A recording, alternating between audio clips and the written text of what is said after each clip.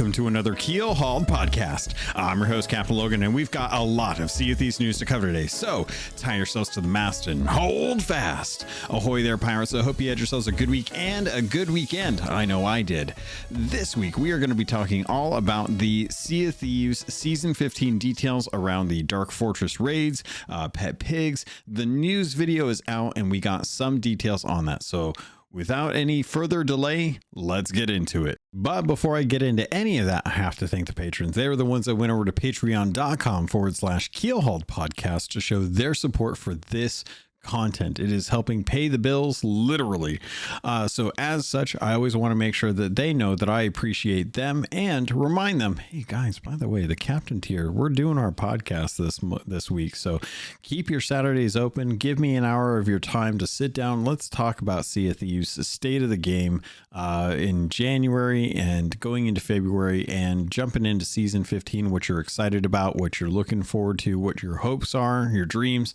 Let's talk about it. So with that, let's thank A-Chick, L-Cute, Balls, Blue Turtle V1, Captain Chonky, Captain Longshorts, Captain Longsharts, gosh darn it, Shadow Noof, Super Pack, Zombie Killer, Cloud, Cosmic Johnson, Static Mirror, Davram TV, El Jefe Esteban, Godhammer 6, Jorby Jorbs, Carl Embo, Kylea the Aficionado, Mr. Blizzard, Space Admiral Oars, Xbox Mike 29, Mutinous Max, Norwegian, Regis Stella the Brony Pirate, Ribloid, Rustbelt Kid, Shoe Daddy 13, Skamelt 666, Tommy D, TN Professor, Vibralux, Wailing Witch, Big Bad Pad, Mina Fairy, The Lore Chronologist Deadeye Dre, Hager Owl, Jeff H, Captain Duckweed, Evil Martha, Peter Miller, Rooski Doo, Thor Von Blitz, Luke Lore the Insipid Ghost, and Zam Wow. Thank you all so much for your love, for your support.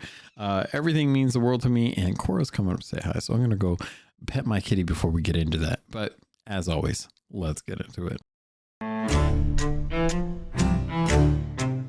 First on today's docket, let's talk about the Dark Fortress raids. Now, I was really interested to see how these were going to turn out because as many of you have seen or been listening for a while, it is clear that they are looking to put out are looking to put out content that will help kind of sustain in between the seasons and the big feature drops that they're doing. They've been bringing back the mercenary voyages, which is really interesting given how the mercenary voyages started out. They used to be something that came, if I recall, before we had Build Red adventures.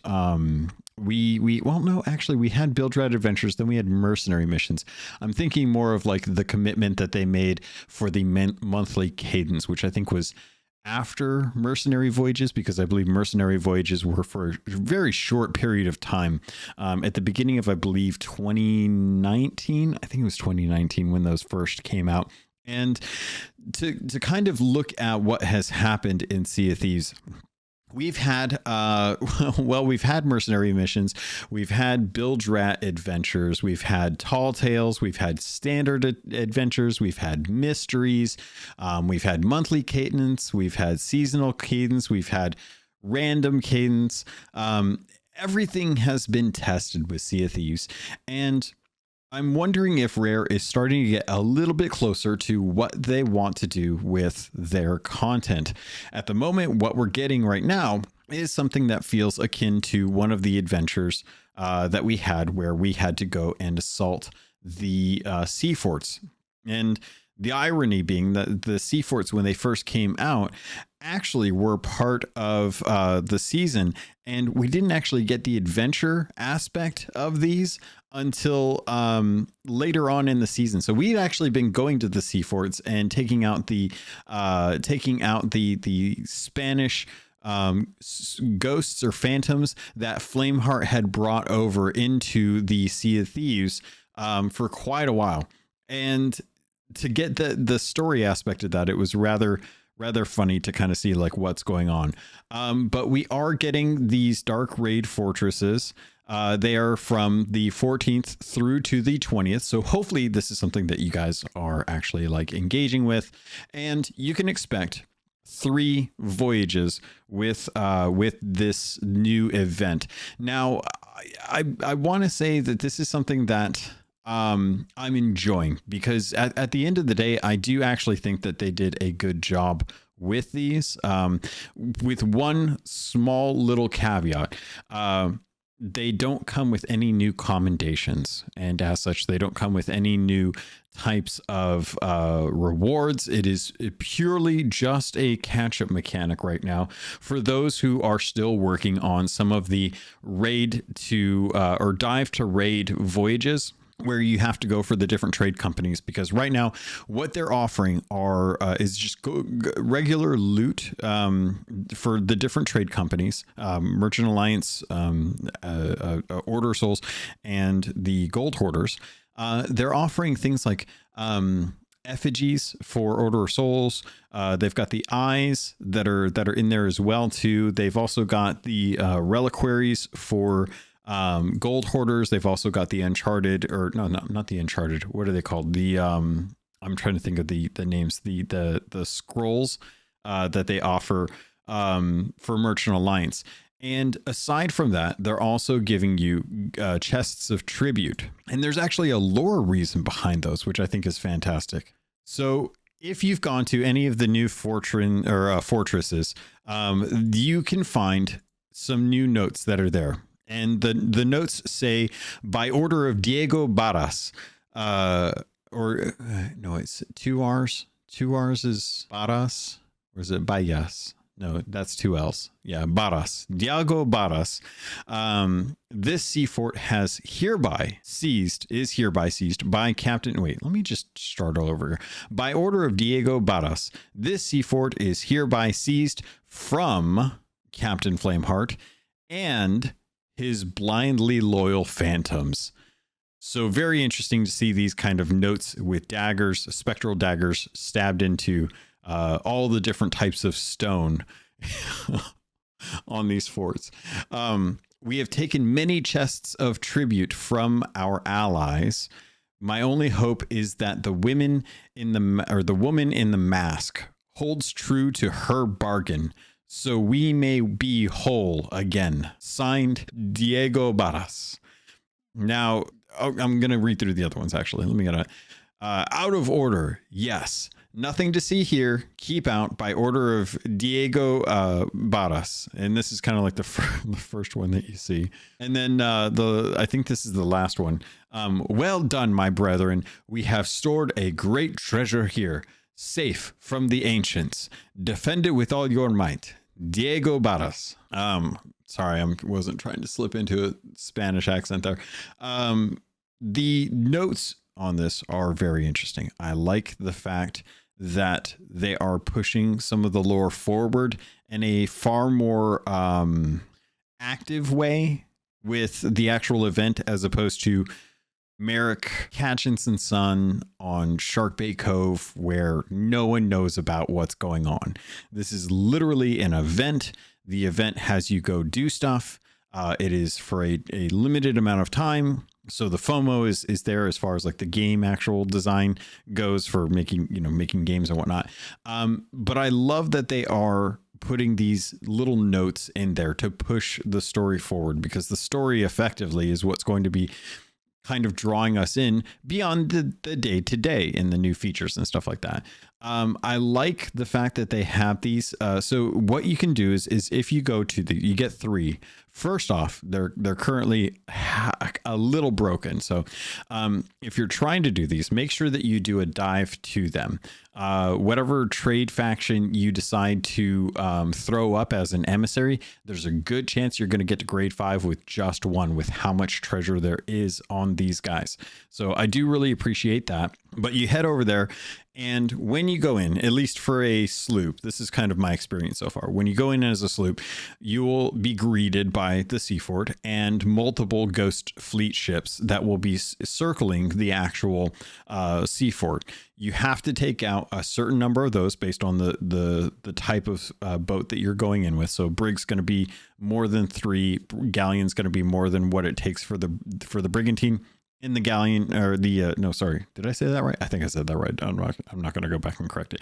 The sloop requires 3 ships to be taken out, so you can encroach onto the sea fort without having to worry about the ships around you actually trying to sink your ship. So I really like that aspect of it, because I still need to get scatter shots on there.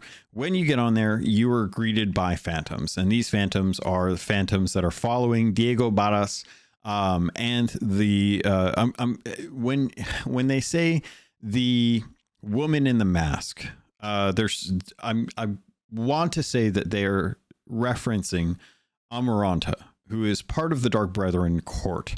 And the reason why I want to say that is because I don't know if the Warsmith, who is the original woman in a mask, who was in love with Flameheart, and then subsequently not in love with Flameheart, because Flameheart can't love anymore. That's just not within the scope of his writing at this point, I guess. But the woman in the mask is either the Warsmith or the original Wanda from Golden Sands Outpost, RIP. And the other one would be Amaranta, who joined up with the Dark Brethren when she was tired of Diego and Lissetti failing at the Sea Dogs and the arena. She's also the one that killed Merrick. So would not surprise me if she was kind of making some shots as like the lieutenant to the Warsmith, while trying to make promises for using Spanish phantoms to kind of do the bidding as like an army. Because if you take a look at like how things are working out as far as like factions go, Flameheart controls all of the ghost ships, and for all intents and purposes controlled all of the sea forts. And he used to have like his head in the sky and stuff like that. And so anytime you've gone and done a ghost fleet or a sea fort, those are all under control of Flameheart. He does have Reapers out there, and he does have skeletons out there, but for all intents and purposes, those are the 2 main aspects of the Sea of Thieves that he has control.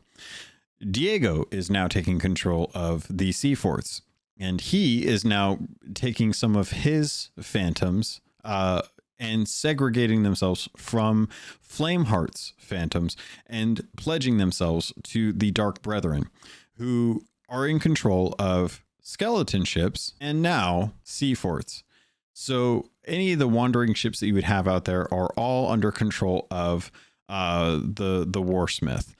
She created them, she raised them, she's in control of them. That is her faction. So if you ever see like a skeleton ship getting shot at by a skeleton fort, that is because those skeletons were for a long time gathering treasure for the Gold Hoarder. And they, for all intents and purposes, still act independent of the Dark Brethren, even though Gold Hoarder was part of the Dark Brethren court until he was murdered for a second time, and then turned into a staff to use to open the Sea of the Damned, which I still don't like. Still not a fan of that outcome. I feel really bad. Wrathbone was a good villain, gosh darn it. He deserved better than being resurrected twice only to turn into a stick for the Fort of the or for the Sea of the Damned. Yeah. But all of that being said, now it looks like the Dark Brethren court is garnering favor from phantoms in the Sea of the Damned, where they reside currently. And as such, are looking to try and gain some more control within the Sea of the Thieves. They need emplacements. They don't have a home. For all intents and purposes, Amaranta has split away from the Sea Dogs. The Sea Dogs are just kind of hanging at Sea Dogs Rest. and or not Sea Dog's Rest, Sea Dog's Tavern. Sorry, there's two Sea Dogs. Pirates are terrible at naming conventions. They're just kind of chilling out at Sea Dog's Tavern, jumping in with the hourglass, you know, for the most part. And aside from the bones of DeMarco, there's not really like a whole lot for them to do or venture out on besides just general Sea of Thieves-y stuff, right? The Dark Brethren don't have Reaper's Hideout anymore. They helped create, well, the Warsmith helped create the Reaper's Hideout for Flameheart in conjunction with Stitcher Jim. But for all intents and purposes, Stitcher Jim, you know, died in an adventure that we'll never see again because it was not a tall tale. And as such, the Warsmith was left alone. And with the help of Duke, the Dark Lord, who has been a Dark Lord forever and called it back in July of 2018 and stuck to it. And Amaranta, who's, you know, former Sea Dog, they don't really have like a whole lot to really go off of in Sea of Thieves. There's no hideout for them. There's no emplacements. There's no secret tavern. They don't really have a place. They're just kind of stuck in the Sea of Thieves. And they have the Gold Hoarder stick, which lets them kind of take one or two people into the Sea of Thieves from the Sea of the Damned. They don't really have like a lot of power, right? That is where the chest of tributes come in. The chest of tributes were tributes from the ancients to hold power, to hold artifacts that had magical properties. They were there to just try and be little battery cells, if you will. You know, like that's where their AA batteries were. You go to the vault and you're like, this is where guys, we forgot where the batteries were. They were here. Why did we put them in this vault? And they rolled to the back of the vault, and we completely forgot that we had these batteries back here. So the ancients are trying to seek their chests of tribute. The chest of tributes, obviously, to power whatever things they want to do. This case, it's probably going to be Diego and the Phantoms trying to get the chests of tribute so that they can use the energy, harness the power to try and bring more of the Dark Brethren court and more Phantoms in from the Sea of the Damned into the Sea of Thieves to try and start getting more control of Sea of Thieves and wrestling control away from Flameheart and from Ramsey.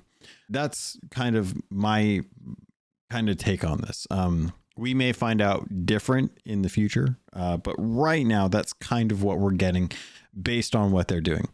I like this power struggle. I think this power struggle is a good narrative that they need to kind of like explore, because it brings more of Flameheart to the front, where right now he's just a dude sitting in a chair next to his son, like he's some sort of Star Trek captain in his chair, and he's got number one standing there barking out orders while he sits there pensively, kind of making it up as he goes. So I'm really glad that they're doing this. The troubles that I've run into so far with these the dark sea forts or the dark fortress raids is that they only give you a week to do them. They only give you 3 voyages instead of just making it like do it as much as you want. But I can understand, because these are going to be treated effectively like I'd say like a 45 minute for one kind of like gilded voyage. There is a ton of treasure in these. They're very lucrative. And what I will say is that the chest of tributes that you get in there, the number of like Order of Souls eyes, the number of gold reliquaries that you get, the map charts that you get for or the scrolls that you get for merchant, you get a fair amount of these in each dive, and each one you have to find 2 different keys. There's the key that you need to unlock the split off vaulted section. Like there's like a I'm trying to think of what to call it. There's the little cage, which is where originally we had like different members of back when Flameheart had these come in, they kidnapped a bunch of people from Golden Sands Outpost, and they locked them into these cages, these cells. That is now one of the treasure vaults. There is additionally the storage locker, or the storage room up at the top of the fortress, which has its own key as well too. Then you have the standard vault key, which is the vault key that we're all very familiar with. It drops from the fortress captain. And when you open it, it opens up the main door. You get that chair that usually has 2 or 3 objects on it, and you have to engage with the chair and, you know, play like a hot potato, or not hot potato. What's the musical chairs with it a couple times. You got to sit down, you got to stand up, you got to sit back down again to be able to finally like pick up the items from that chest. And then once you've actually done that, you then activate the second wave of of ghost fleet ships. Sorry, I was losing my train of thought because Fern, motion sensor, decided to walk in with a little toy in her mouth and decide that she was going to show me what she killed. So I took a quick little look at the little stuffed toy mouse that she brought in, and I was like, good job, girl. You did such a good job killing that little stuffed toy. I'm so proud of you. Sorry, to get back to it. So once you actually unlock the main vault of the sea fort, that is when you can actually get the second wave of ghost ships to appear. My advice, if you haven't done this already, hop on one of those cannons up in the sea fort and actually just pop a few shots into those different ghost ships and then check your ship afterwards. I was thinking like, oh, you're going to have to sail back out and actually like go and take these guys on and then sail back over and then stop.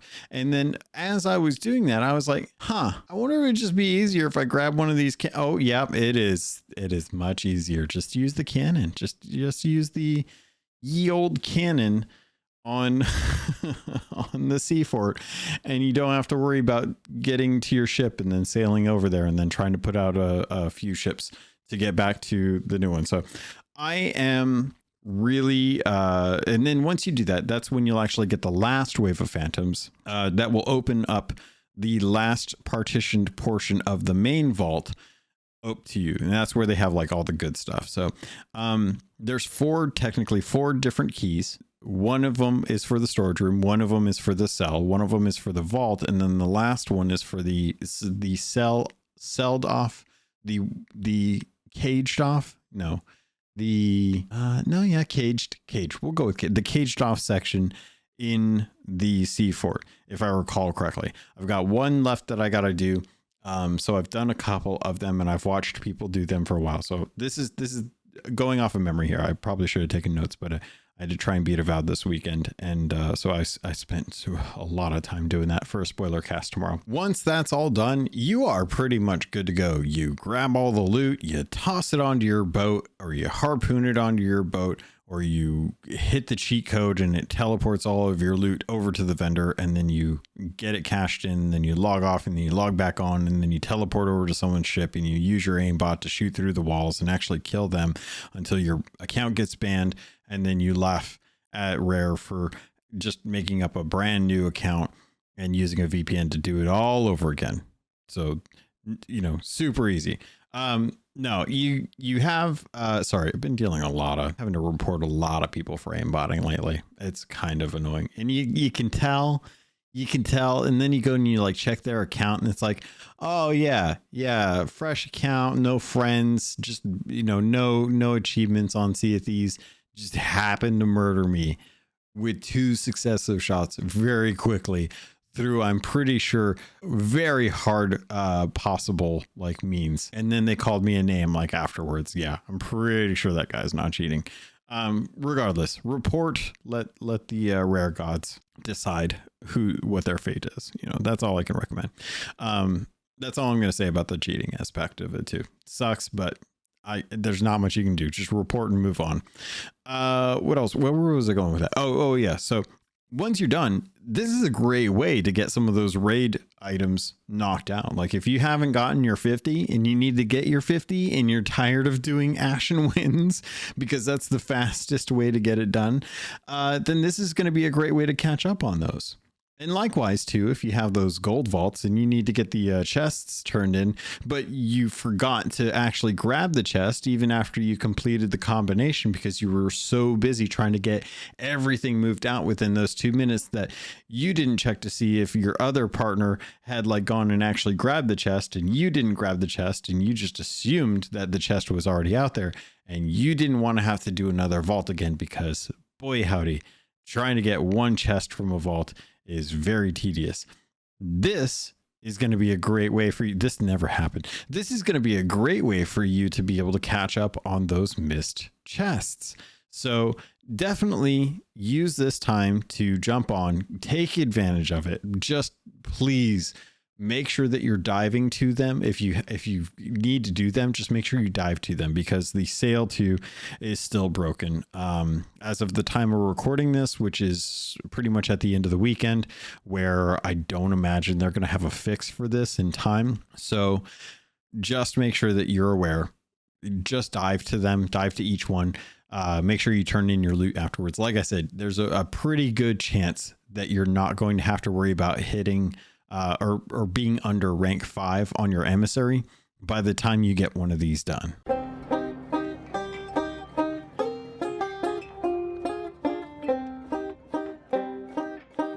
All right.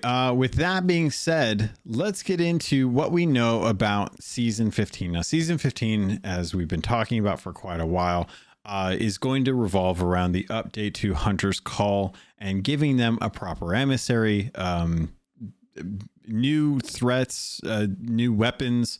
I'm assuming we'll get voyages. I don't know how they're going to do an emissary if we're just fishing up fish. It's not going to be different than what we're normally doing.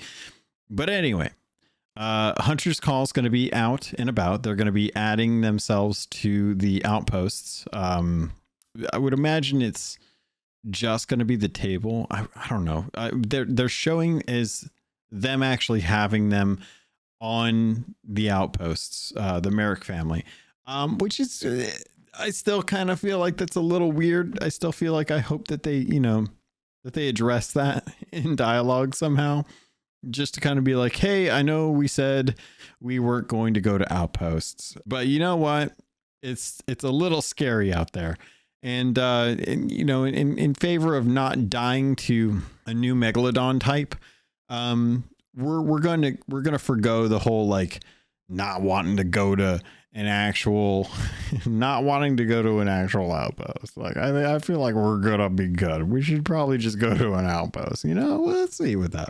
So I think that was kind of the goal. But I hope that they at least address it in dialogue. It would be very, very weird for them to not like update the lore, when you could easily just retroactively update it.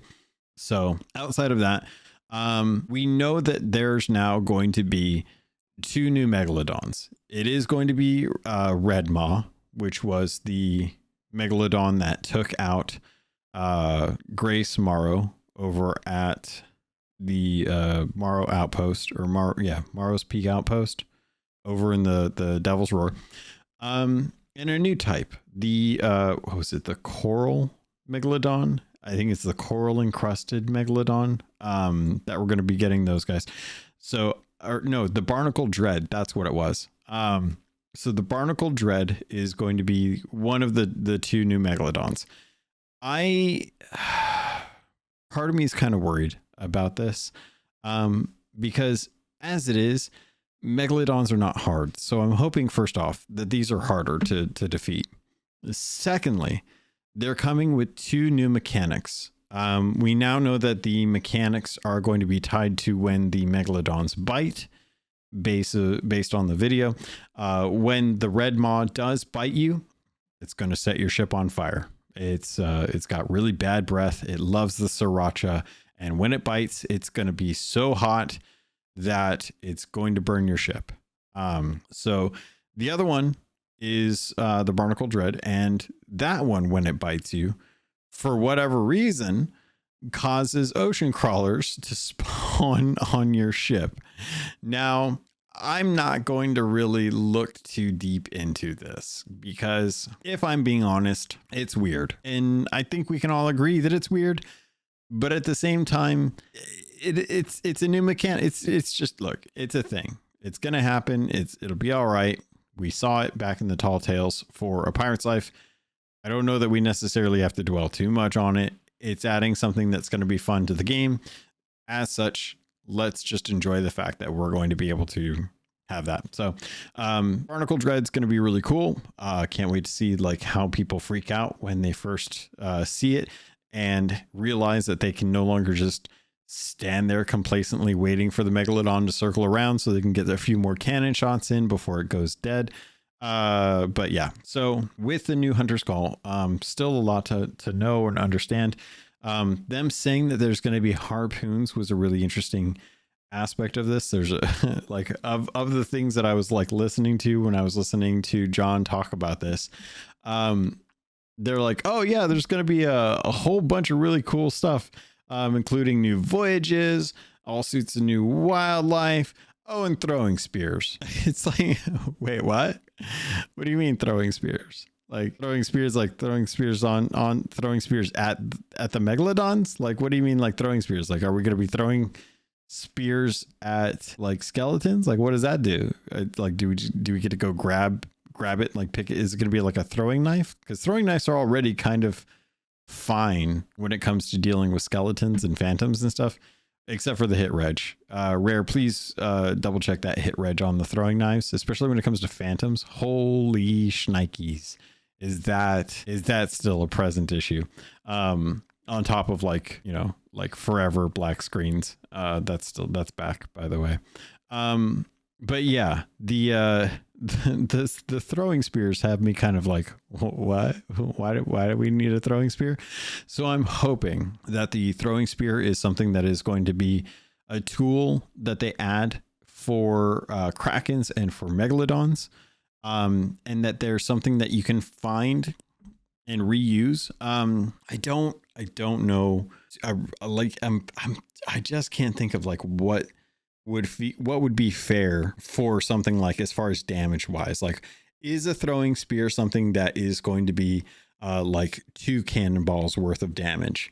Because if that's the case, then heck yeah, I will happily go hunting these things down. I will happily go find some of these things to be able to use against Megalodons. Because one throwing spear, in my mind, shouldn't take much longer than an eye of reach shot, or hopefully not as long as like a tier 3 bubble from a bubble wand, but you know, we'll have to see how that balance goes. We'll have to see how that works out.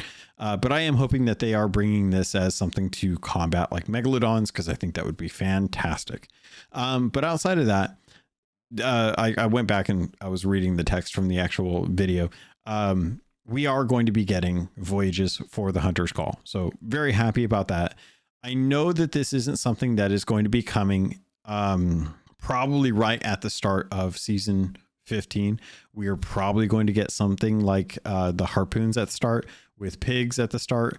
But who knows if we're going to be getting like all of the stuff for Hunter's Call right at the beginning. I imagine they're probably going to like have some stuff come a little bit later on in the season, probably closer to the maybe the anniversary for Sea of Thieves. It's kind of my guess, because that's March 19th, March 20th. It's like March, something around there. But that's kind of what I'm hoping. That's kind of what I'm hoping is what happens out. But we'll have to see for the time being.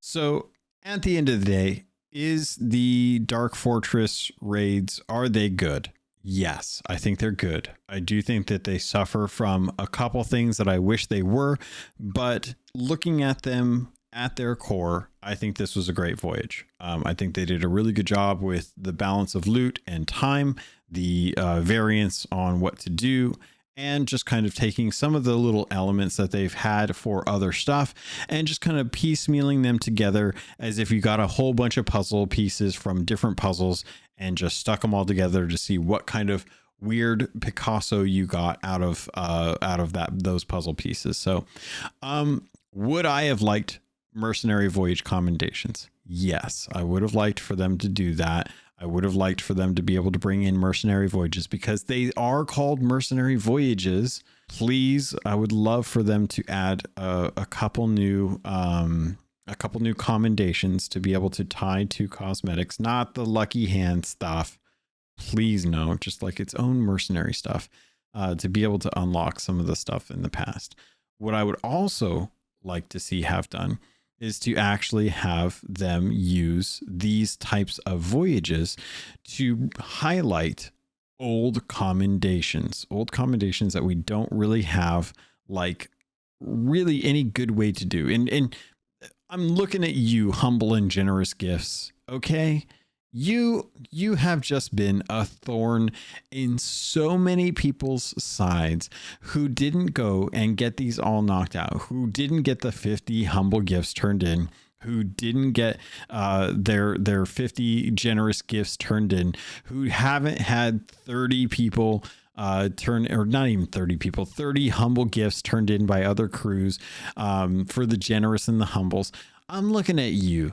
Because right now it's a little stinky on how hard it is to try and get some of these gifts. You know, like you're looking at like, how do I get these? You're like, well, I don't know. The burning blade, you got skeleton forts and emergent skeletons if you're lucky. Well, dang, that kind of is a little poo. So I'm kind of hoping that they take this opportunity to go and say like, hey, you know what? You get a Skull of Destiny out of this. That's awesome. You can go start a Four of the Damned right and then. How about them rag and bone crates? We need some more stolen rag and bone crates. And maybe, you know, like the rag and bone crates. Let's bump those up in value. They're pretty rare, and nobody's gonna take the time to go and deliver them. So why don't we start making those something that's a little more akin to like a Reaper bounty? You put that up there at like a Reaper bounty value, and you give that like, you know, and I'll be honest, most people probably still going to leave it laying around, but at least there's a chance that if somebody looks at that and they're like, oh, Reaper, the rag and bone crates, they used to be worth nothing. They were stupid. Nobody liked turning. They were left laying around. It is almost impossible to get one of those as a stolen one nowadays. But if we bump up the value of that, we focus a little mercenary mission to kind of shuffle things around, make it a little more interesting. Maybe some people could probably get those done. Maybe people aren't hating life because there's 2 or 3 commendations out of all the 131 of the mercenary voyages that they just can't get. Now, bear in mind, this is coming from someone who has them all done. So me advocating for this is not for personal gain. It is solely for the growth of a newer community that has come into Sea of Thieves via PS5 or just over time. People like graduating into pirates and realizing like what's going on. But there's so many times like I looked at this and I was like, oh, this is really cool. You get the little mutinous effigy for doing these voyages. Well, that's great because you got to turn those into the Order of Souls for a mercenary voyage. That's great. You're doing this. This is fantastic. So all I want is for Rare to travel down this road, commit to mercenary voyages, being those little filler voyages that you can add to a season during an event to try and drum up a little bit more of past commendations and, you know, maybe put a little bit of something in there for people that don't have commendations to work on. You know, maybe we do want to have something to work on in those commendations. I'm taking a look at my my Pirates of Mischief. I worked real hard on my Pirates of Mischief for season 14, excuse me. And through the efforts of press ganging a lot of fresh pirates who had no clue what commendations were or why they should care about them, I managed to get every single one of my commendations done except for one. And I'm going to be real honest right now. This one right here, this one can rot in the depths of Davy Jones's locker. They work for me now. Oh, really? Mr. Captain. That needs to be a named captain. It can't just be a named skeleton. It has to be Captain named skeleton. Use a lure dart to persuade enemies to destroy their captain.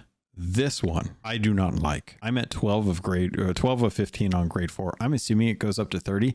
I do not want to see those 30. That 30, very nasty, very unwelcome, very not demure. But that is the last one. That's literally the last one that I have to work on. I cheated my way. Creative uses, tools, not rules, whatever you want to call it. I worked so hard to get all of these other ones knocked out. And boy, howdy, was I glad when I got all of them done, except for they work for me now.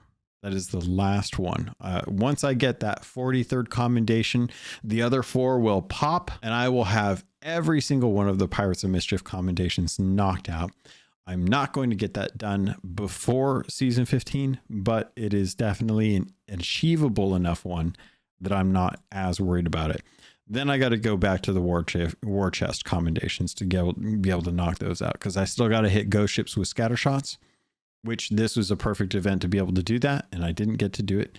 And I still need bone collars and horns of fair winds, which, can I just say, bone collars, fantastic. Not something I want to waste on a skeleton ship, and definitely not something I want to waste on phantoms. But boy, howdy, if there was an easy way to get bone collars, which I can't really think if there are. I think the burning blade is the best chance of getting bone collars. This event would have been one to really work on those 2 commendations in particular. I'm still got to find 49 other flipping horns. That's going to be a couple weeks of me just sailing from island to island, trying to hunt those down, but everything else is complete. But hopefully you guys are working on your commendations, or at least thinking about them from time to time, because I would like to see commendations continuously grow. I think that having events rehash some of the commendations that we had, or even just add new ones and tie cosmetics to them, add titles. You know, we used to get commendations and titles all the time, and I think a lot of people have kind of looked at that and be like, meh, it's just a title. Why do I need a title? Let me take a look here. Where's my pirate log? No, I can't see anymore. I have to find out how many different titles I have, because I'm fairly certain the number of titles I have exceeds the number of years I've been alive. But I'm pretty sure, like, I've got a ton of titles, and I only wear one at any time. So I can understand moving away from wanting to have titles as a reward for being able to accomplish those. But for some folks, the different types of titles that they had, they would find one within a commendation and be like, oh my God, I thought I had the perfect title, but this one takes the cake. I will happily switch up my title. I don't think there's ever going to be a title that I'm ever going to get rid of from Boatswain, which is also Bootswine for those in the know. But I also think that there is going to be a time where I may want to wear something different that is equally rare, like Hunter of the Shrouded Ghost, if that ever was a thing, you know? So those are all just kind of like wants and desires. We're not getting those at the moment. And while I think it would be cool if we did, I also understand that's additional dev time. And right now the devs are working on, you guessed it, stability and game performance. And to be perfectly honest, I would happily not add any more titles to the 25 pages of titles that I have, if it just means that the stability of the game gets better for a year. I would happily give up those. Will I sit there and really consider putting on Double Barrel Master? Because that will 100% showcase just how much work and effort I put into the double barrel pistol. Maybe, you never know.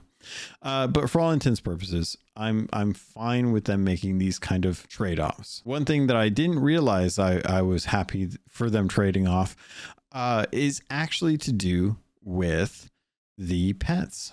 Now we're going to be getting into some different stuff going on with the pets. So give me 1 second. We'll jump back into this.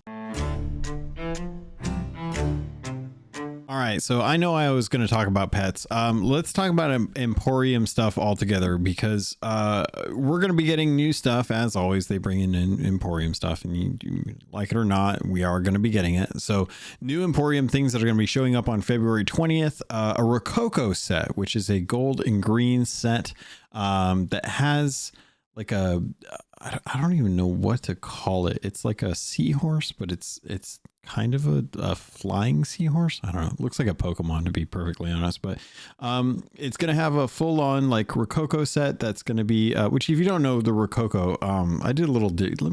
I'm pretty sure I picked this up.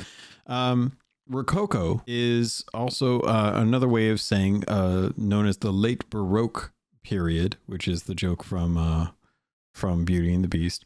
An exceptionally ornamental and dramatic style of architecture, art, and decoration which combines asymmetry, scrolling curves, gilding, white and pastel colors, sculpted molding, and fresco style stuff to create surprise and the illusion of motion and drama. Now, I would consider myself a fairly educated person for the most part. I'm familiar with the Baroque period of like the what was it, kind of the 18th century. Yeah. And looking at this ship set, I don't really get the impression that this is as I'll say there's just not nearly as much filigree as I was expecting. Based on them calling it a Rococo set. It looks fairly plain and does not really, it looks more stylized. Now, granted, it does kind of, it does have some of those pastel looks and stuff like that.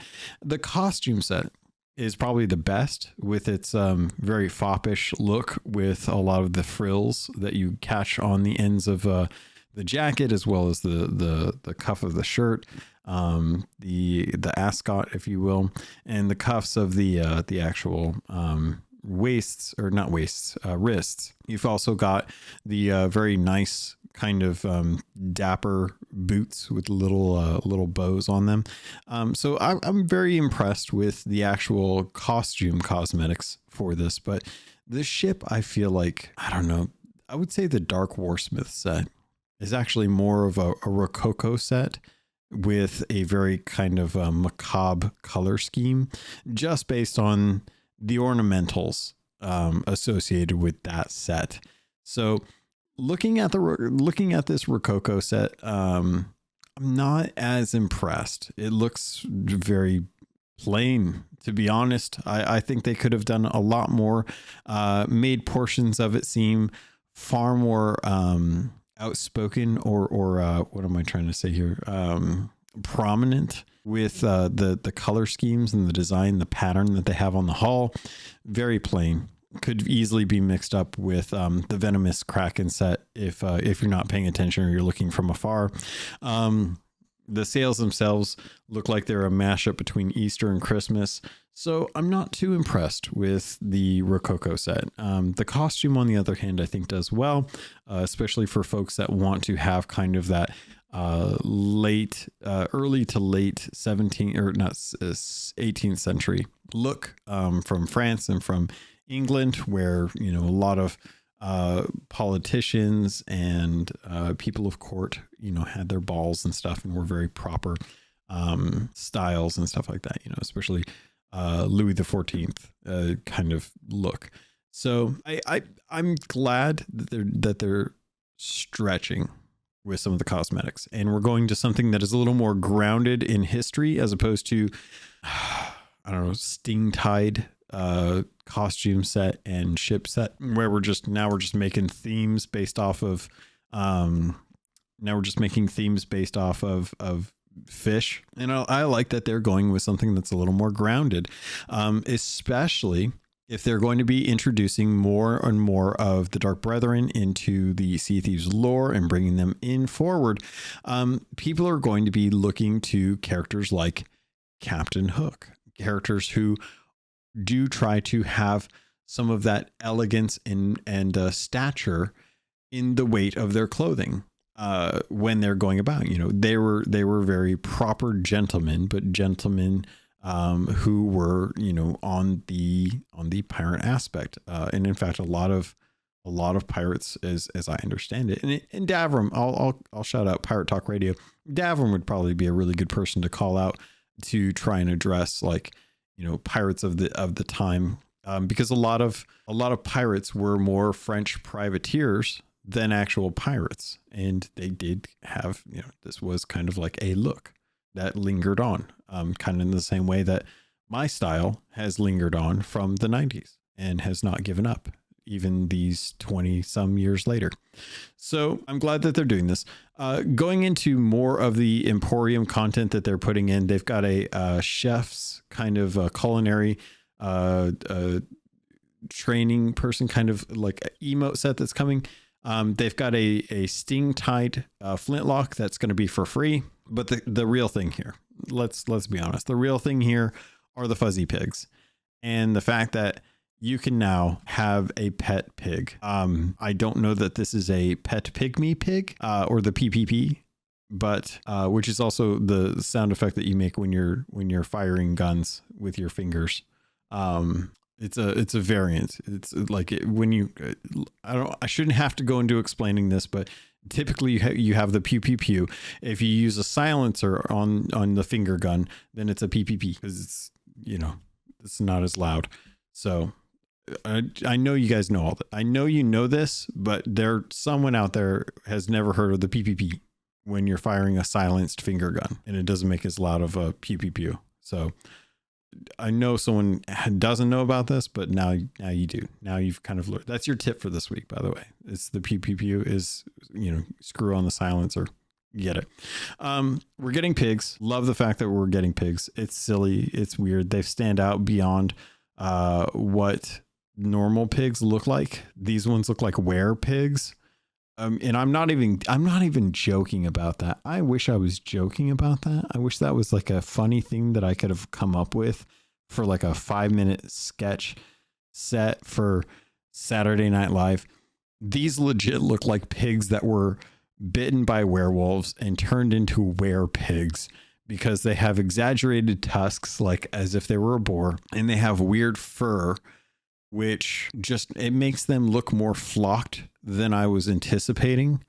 And they legit just look like were pigs. So I will buy one of these. Yes, it will be the black one. Yes, it will be called werewolf. No, I will not be taking questions at this time. Outside of that, I think they're really cute. They look like, what you would expect.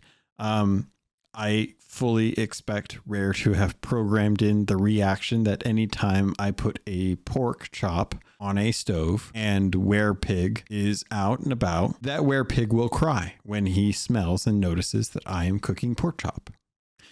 This is just something that needs to be coded into the game. I will not be hearing otherwise, nor will I accept any alternatives. Werepig must cry when I cook pork. Snake, not a big deal. Chicken, deserved it. Pork, full on tears. And I am saying right now, if they aren't tears that shoot out of the corners of the pig's eyes into a little like spout fountain that looks like something from the Bellagio in Las Vegas, I will be even more disappointed in the sheer potential that Rare had with this and did not capitalize on. Because if you don't have a pig crying at the sheer glance of a murdered friend, cousin, if you will, a brother, sister, maybe, out from an island, cooking on a stove, and just a fountain of tears aren't welling from their eyes, what are we even doing here? Why even have them? It took it took 2 years, I think, to get owls into the game. These are just the expectations that I have. I know high, but the anticipation of what these mean just from the teaser trailer for this should have already been like on the table. We're putting pigs as pets, guys. I hope you're all looking forward to this. They must cry when you cook meat from another pig on a stove. That's a hard line. If we can't do that, there's no point in us even putting pigs into the game. That's what I'm saying. So long tangent short, I'm glad that we're getting pigs. I'm very sorry that they contracted some sort of lycanthropic disease to turn them into werepigs, but that is exactly what they're going to be called from now on. And I don't know, maybe the black one could be called like bat pig, kinda. Werepig. It's a werepig. They're all werepigs at this point. I can't even look at these things and not think werepig at this point. So anyway, we're getting free stuff. Make sure you go into the Emporium. Make sure you're claiming the current free stuff, which is the oh god, what was it? The oh really emote. Outside of that, there's plenty more that we're going to be getting into. I'm going to be getting into a lot of that probably next week with the podcast, because we'll have the show notes and stuff like that. That being said, the accessibility options for the text overlay that they're doing is still pretty rough, but I'm okay with the way it looks because it's an option. And if it helps people with text screen readers, then I'm all for it. I think they're going to do a really good job with it at the end of the day, and that many people will be able to properly utilize a lot of the riddle quests, as well as a bunch of other stuff with screen readers to help for the visually impaired. And I'm always excited when they decide to add in more accessibility features to the game. That always just makes me happy. So with that being said, I think that's it as far as the news that I wanted to cover. Again, like I said, there's going to be a lot that we need to cover that's going to be coming later on after we get the full on like trailer at the beginning of the week, which I would anticipate being like Monday or Tuesday. By the time that you're hearing this, it may already be out. Outside of that, we're going to be jumping into the patch notes and stuff next week, probably with the gold hoarders. I'll have to check the timing on the actual week, like recording, because I can't quite actually, I'm going to take a look right now because I'm trying to remember what week we're recording. And it's usually better if I just go to the actual Discord, where you too can go. You can go to the Discord. You can take a look at the events. I never start the event in the actual Discord, but it's just there to keep a timer on it. But it does look like, yes, Saturday, February 22nd, 1 p.m. Pacific time, we are going to be recording the Gold Hoarder episode. So any of the patrons in the Captain tier that are looking forward to sharing their thoughts, their first experiences, what they've done with season 15, or what they thought of the Dark Fortress event, we can go into all of that next week for the podcast. So keep an eye out for that. Keep an ear open for that. Keep a little post-it note on your work monitor or on your dashboard that says, must remember to join Logun for the Gold Hoarder episode this weekend. Must tell significant other, will not be available for 1 hour, could potentially record in bathroom to ensure children do not mess with me. Look into buying different types of food if I have to make things smelly so they leave me alone, ? Do what you got to do. Make sure you guys are there. I can't wait to talk to you all about it. Hopefully it doesn't sound like you're sitting in a bathroom when we actually record it, but I'll have to accept that if that's how I have to get you there. But that's going to do it. So pirates, if you enjoy this content, feel free to head over to YouTube, to patreon.com, to Spotify, to Apple Podcasts, wherever you're at, wherever you're getting this content. If you enjoyed it, as always, I just ask, engage with me a little bit. A like, a subscribe, a share, a rating, all of that stuff helps ensure that my content is being consumed. Because I usually just go off of assumption that is being consumed. There's a lot of people that download it, probably don't get to it, and I'm totally fine with that as well too. But I love hearing from you and getting your thoughts and feedback on this. And I feel like I do on the Patreon. I know I shouldn't probably like call this out, but I'm gonna do it anyway. So if you guys don't know, over on the Patreon page, every single week, pretty much without fail, Jeff H, who's called out in when I do the names, likes and or comments on the episodes. And I engage with him over there because I always, like, for whatever reason, just that's where he wants to engage. So that's where I typically engage. So I love to see stuff like that.